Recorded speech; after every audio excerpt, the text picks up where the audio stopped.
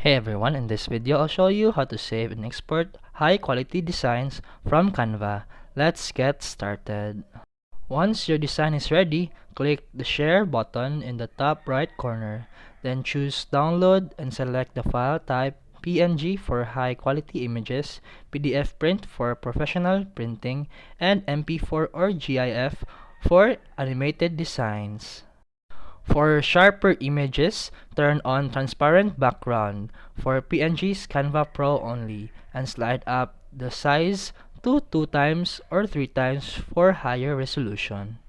If you're printing, choose PDF print, enable crop marks and bleed, and use CMYK colors if needed by your printer. Click download and your high quality file is saved, ready to print or upload. And that's it for today's video. If you found this helpful, please like and subscribe for more videos. See you in the next one.